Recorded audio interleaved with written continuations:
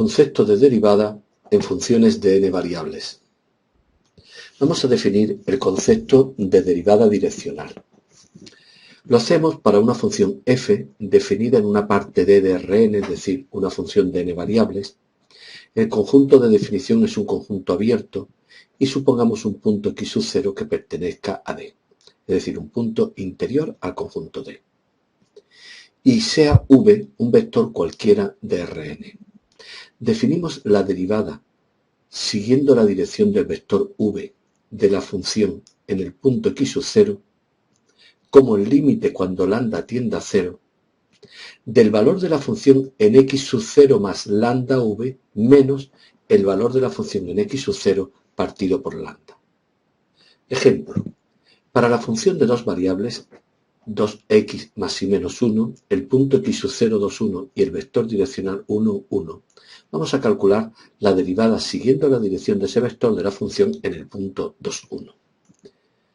Para resolverlo, atendemos simplemente a la definición que hemos dado antes, que era esta. Recordemos la definición que le hemos puesto en rojo abajo. La derivada siguiendo la dirección del vector 1, 1, vector v de la función en el punto x sub 0, que es 2, 1, es el límite cuando lambda tiende a 0 de el valor de la función en x sub 0 más lambda v, es decir, 2, 1 más lambda por el vector v, 1, 1. El valor de la función en todo esto, ahora lo calculamos, menos el valor de la función en el punto 2, 1 dividido por lambda. Vamos a calcular cada cosa. Valor de la función en el punto 2, 1, es decir, sustituimos x2 y por 1, 2 por 2, 4, más 1 menos 1, 4. Calculamos lo que hay dentro de este paréntesis, es decir, 2, 1 más lambda por 1, 1, simplemente sumar dos vectores, 2 más 1 por lambda, 2 lambda, 1 más 1 por lambda, 1 más lambda. Y ahora evaluemos el valor de la función en este punto, de manera análoga, es decir, 2 veces su primera componente más su segunda menos 1, y nos da 4 más 3 lambda. Por lo tanto, ya podemos sustituir y tendremos que sería el límite cuando lambda tiende a 0 de el valor de la función en esto, que hemos calculado que es 4 más 3 lambda, menos el valor de la función en 2, 1, que hemos calculado que es 4, y dividido por lambda. Simplificamos 4 y 4, y 3 lambda partido por lambda es 3, y el límite de 3 lambda partido por lambda cuando lambda tiende a 0 vale 3. Por lo tanto, hemos visto que la derivada de la función en el punto 2, 1 siguiendo la dirección del vector 1, 1 es 3. Fíjense que aquí podemos interpretar perfectamente el concepto de derivada, de tal manera que significaría este 3. Pues bien, que cuando situados en el punto 2, 1 nos movemos una unidad infinitesimal en la dirección dada por el vector 1, 1, por cada unidad infinitesimal que me mueva, la función variará 3 veces. Planteamos el siguiente ejercicio para, si quieren resolverlo, demostrar que la derivada direccional de esta función x por el logaritmo de y en este punto respecto de la dirección del vector 1, 0 vale logaritmo de 2. Vamos a definir qué se entiende por función derivada direccional. Para eso tengamos en cuenta que la definición dada anteriormente, es decir, el concepto de derivada direccional de una función en un punto nos da un número, es un valor numérico. Sin embargo, la función derivada direccional nos va a dar una función. Vamos a suponer una función de n variables, d es un conjunto abierto como antes y v un vector cualquiera de Rn. Para cualquier vector x de d, para cualquier elemento x de d se define la derivada direccional de la función f de x siguiendo la dirección del vector v como el límite cuando lambda tiende a 0 de f de x lambda x más lambda v menos f de x partido por lambda. Es decir, es análogo al anterior, pero en lugar de particularizar para un punto, lo hacemos para cualquier punto de donde la función esté definida, para cualquier punto de d. Ejemplo, vamos a calcular la función derivada direccional de la función f de x1, x2, es decir, x1 por el logaritmo x2, en la dirección del vector v, que va a ser el vector 1, 0. Bien, aplicamos la definición, la tenemos ahí, y calculamos cada cosa. Valor de la función en el punto x, pues x1 por logaritmo de x2. Valor de la función en el punto x más lambda v, pues x más lambda v será el punto x1, x2 cualquiera, más lambda por lo que vale v, que es 1, 0. Es decir, x1 más lambda, primera componente, segunda, x1 más 0, x2. Y el valor de la función en este punto, nos lo dicen, es su primera componente por el logaritmo de la segunda. Es decir, la primera componente, x1 más lambda, por el logaritmo de la segunda, que es x2. Luego ya podemos irnos a sustituir en el límite, simplificamos, dividimos por lambda y nos queda logaritmo de x2. Fíjense, por último, les propongo demostrar que la derivada direccional de la misma función que antes, pero ahora siguiendo la dirección del vector 0, 1, es x1 partido por x2. En los ejemplos anteriores, también en los ejercicios, acabamos de ver que la derivada siguiendo el vector 1, 0 es esta cantidad y siguiendo el vector 0, 1 es esta otra.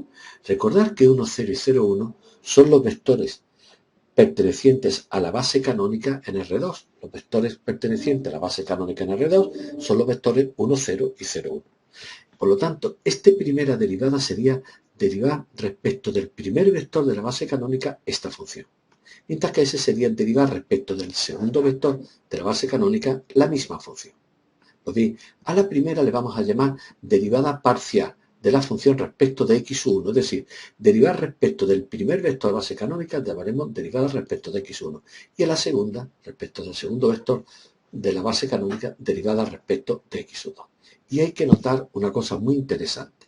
Cuando yo calculo una derivada, es decir, la derivada respecto de x1 de una función de dos variables, es como si lo único que fuese variable fuese en este caso, x1.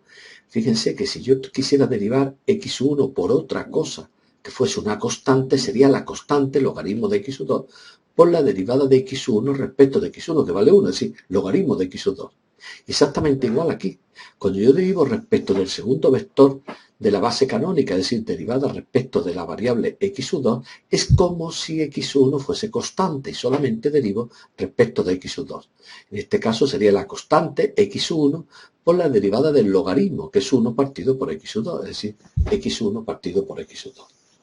Esto hace que sea bastante importante conocer, trabajar, dominar, diríamos, las derivadas de funciones de una variable, porque las derivadas de las funciones de más de una variable se van a ser derivando exactamente igual como funciones de una variable.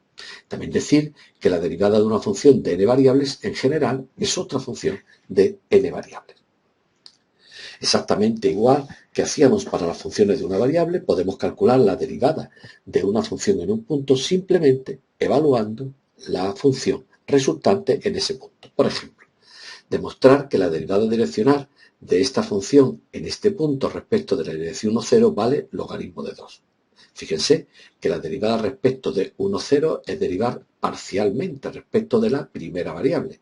Y la derivada respecto de la primera variable de x por el logaritmo de y es la constante logaritmo de y por la derivada de x respecto de x, es decir, logaritmo de y.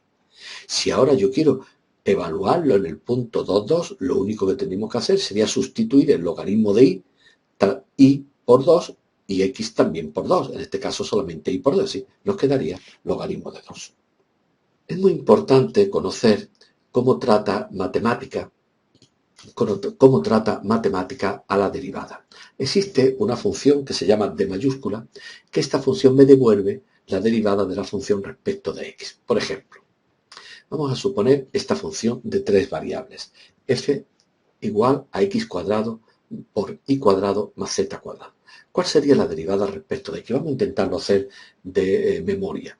Esta función, si derivo respecto de x, z e y son constantes. Por lo tanto, z cuadrado, la derivada de una constante, sería 0. Y sería la función, o sea, la constante, perdón, y cuadrado por la derivada de la función, que sería la derivada de x cuadrado, que es 2x. Por lo tanto, sería y cuadrado por 2x, que es lo que nos devuelve matemática. Es decir, matemática, con esta manera puedo calcular cualquier derivada de la función respecto de la variable que esté considerando. Exactamente igual si quiero calcular derivadas de orden superior, como si fuese una derivada segunda, como derivar esto de nuevo respecto de x, que es 2y cuadrado, como si quiero hacer una derivada de respecto de y, de la derivada anterior que habíamos calculado. Si derivo respecto de y sería 4xy, que es lo que nos da aquí como resultado.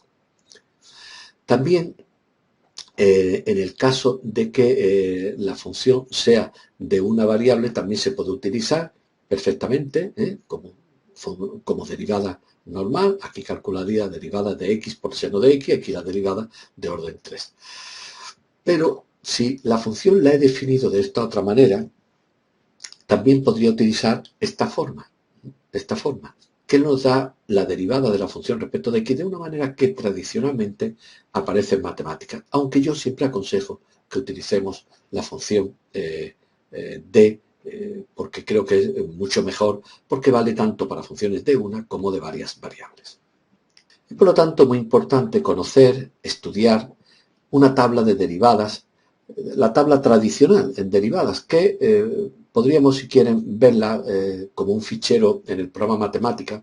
Hacemos en primer lugar un quit para borrar las definiciones que hemos dado antes, tanto de f como de g, y ahora tendríamos derivada de la suma, pues suma de derivadas. Vean cómo Matemática utiliza esta notación, f' más g'.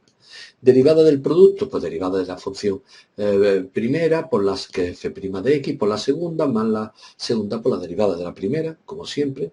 La derivada de un cociente, derivada del numerador por el denominador, menos el numerador por la derivada del denominador, dividido por el denominador al cuadrado. Derivada de una función potencial, f de x elevado a m, el exponente por la función elevado a m menos 1 por la derivada de la función.